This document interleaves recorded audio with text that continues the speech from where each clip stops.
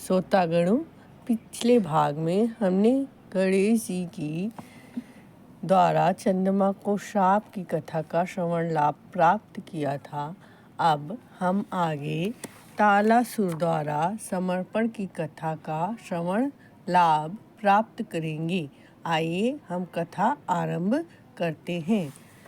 पृथ्वी पर रहते हुए दैत्य तालासुर ने बेहद संहारक शक्तियाँ प्राप्त कर ली थी और तब उसकी निगाहें इंद्र की नगरी अमरावती पर लगी हुई थी। दिव्य सुंदरियाँ रंभा व उर्वशी तथा अकूत धन संपत्ति तालासुर को अमरावती की ओर आकर्षित कर रही थी। जब दैत्य गुरु शुक्राचार्य को यह विदित हुआ अर्थात ज्ञान हुआ कि तालासुर अमरावती पर आक्रमण करने की योजना बना रहा है, तो उन्होंने तालासुर को बुलाकर कहा कि वह पहले ब्रह्मा जी को प्रसन्न कर अमोघ शक्तियाँ प्राप्त कर ले।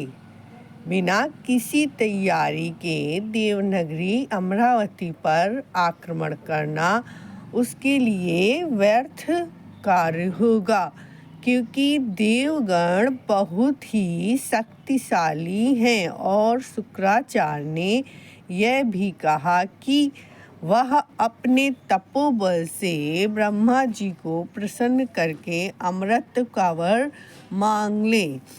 इस तरह गुरु के वचनों को सुनकर तालासुर ने ब्रह्मा जी को प्रसन्न करने हेतु कठोर तपस्या करनी प्रारंभ कर दी। समय बीतने के साथ तपस्या से ब्रह्मा जी उसके समक्ष उपस्थित हुए और उससे वर मांगने को कहा। तब तालासुर ने अमृत का वरदान मांगा, लेकिन ब्रह्मा जी इसके लिए तैयार न हुए। उन्होंने कहा कि ऐसा वर देना प्रकृति के नियमों के विरुद्ध होगा। उन्होंने इसके अतिरिक्त कुछ और मांगने को कहा। कुछ चिंतन करने के पश्चात तालासुर ने छल कपट से काम लिया और बोला कि वह संपूर्ण विश्व पर राज करना चाहता है और यह भी चाहता है कि उसे कोई भी परास्त ना कर पाए, चाहे वे देवता हो या मानव। यदि किसी में मुझे मारने की शक्ति हो भी तो वह सिर्फ हाथी में। ऐसा उसने यह सोचकर कहा था कि वह ऐसा अवसर ही नहीं आने देगा कि कभी हाथी से उसका आमना सामना हो। ब्रह्मा जी तथास्तु कहकर अंतर्धान हो गए। आगे की कथा में अजय होने के मद में चूर तालासुर ने अपनी संपूर्ण शक्ति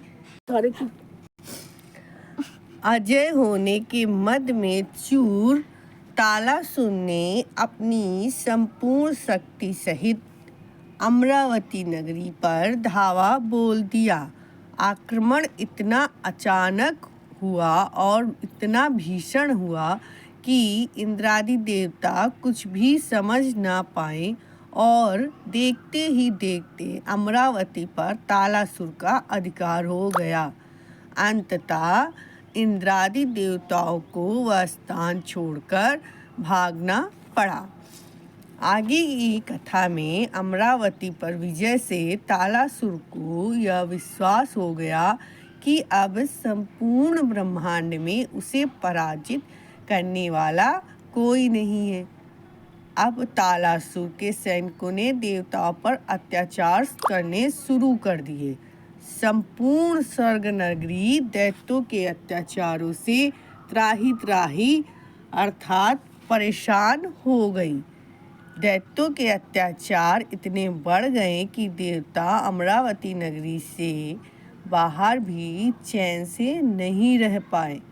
अंततः इंद्र के नेतृत्व में सभी देवता ब्रह्मा जी के पास गए और अपनी व्यथा अर्थात परेशानी सुनाकर तालासुर के अत्याचारों से मुक्ति दिलाने की याचना करने लगे। तब ब्रह्मा जी ने उन्हें बताया कि वे तालासुर को अमर रहने का वर दे चुके हैं, इसलिए कोई भी देवता या मानव उसे मार नहीं सकता। साथ ही उन्होंने यह भी कहा कि कोई हाथी ही तालासुर का वध कर सकता है। अतः आप सब श्री गणेश जी का आह्वान करें, क्योंकि उनका शीश हाथी का है और वे ही आपकी सहायता कर सकते हैं। यह सुनकर देवताओं को कुछ धीरज बंधा और आशा की किरण जागी। उन्होंने तुरंत ही कैलाश पर्वत की ओर प्रस्थान किया। देवराज इंद्र को अन्य देवताओं के साथ अपनी ओर आते देख गणेश जी आश्चर्य में पड़ गए। फिर देवताओं का विधिवत स्वागत करने के पश्चात गणेश जी ने उनसे आने का कारण पूछा।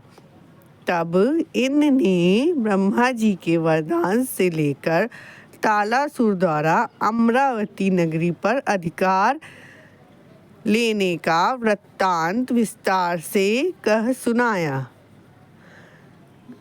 अर्थात उनके साथ घटी घटना का सविस्तार वाचन किया। उन्होंने यह भी कहा कि वे अपनी रानियों तथा अन्य देवताओं सहित जहाँ तहाँ भटक रहे हैं और वहाँ भी असुर उन्हें चैन से अर्थात सुकून से नहीं रहने दे रहे हैं। फिर इंद्र करबद्ध निवेदन करते हुए आगे बोले, हे देव, हमारी आशाओं का केंद्र अब आप ही हैं, क्योंकि ब्रह्मा जी के वरदान में यह भी कहा गया है कि तालासुर दैत्य का वध किसी के द्वारा यदि संभव है तो वह आप ही हैं, क्योंकि उसने वरदान में यह वक्तव्य कहा है कि उसे हाथी के अतिरिक्त किसी से संकट नहीं मिल सकता। अतः आप ही उस दुष्ट का प्राणांत कर सकते हैं। कृपा करें हमें इस संकट से उबार लीजिए। सारा ध्यान से सुनने के पश्चात गणेश जी ने इंद्र की समस्या को सुना और इसका उपाय निकाला। यह वास्तव में लज्जाजनक है कि देवनगरी अमरावती दैत्यों के अधिकार में है और देवताओं तथा ऋषि मुनियों को दैत्यों की यातनाएं सहनी पड़ रही हैं। लेकिन अब आप बिल्कुल भी चिंता न करें। मैं आपको निश्चिंत कर रहा हूँ कि तालासुर का वध कर अमरावती नगरी को दैत्यों के नियंत्रण से मुक्त करा दूंगा। आप सब बिल्कुल निश्चिंत हो जाएं। ऐसा कहकर गणेश जी ने शिव पार्वती की चरण वंदना की और युद्ध भूमि में जाने के लिए उनका आशीर्वाद मांगा। गणेश जी जानते थे कि जिसे माता पिता का आशीर्वाद मिल जाए उसे कोई भी परास्त नहीं कर सकता। और फिर गणेश तो देवों के हित की रक्षा के लिए युद्ध करने जा रहे थे। माता पिता का आशीर्वाद प्राप्त करने के पश्चात गणेश जी ने अमरावती पहुंचकर तालासुर को युद्ध के लिए ललकारा। गणेश जी के बल से अनजान अर्थात अज्ञानी तालासुर उन्हें देख उपहासपूर्ण ढंग से अर्थात जोर जोर से हुंकार भरते हुए गदा लेकर रणभूमि में कूद पड़ा। थोड़ी ही देर बाद गणेश जी ने उसे अपनी सूंड में लपेटा, हवा में घुमाया और पूरी शक्ति से धरती पर दे मारा। गिरते ही तालासुर बेहोश हो गया और उसकी चेतना जब पुनः वापस आई उसे उसमें काफ़ी समय लगा। तभी अचानक तालासुर को ब्रह्मा जी के वर की बात याद हो आई कि उसका अंत केवल हाथी के हाथों ही हो सकता है। उसे लगा हाथी के रूप में स्वयं ईश्वर उसके सम्मुख खड़े हुए हैं। वह तुरंत गणेश जी के चरणों में गिर पड़ा और अपने किए हुए की क्षमा मांगने लगा।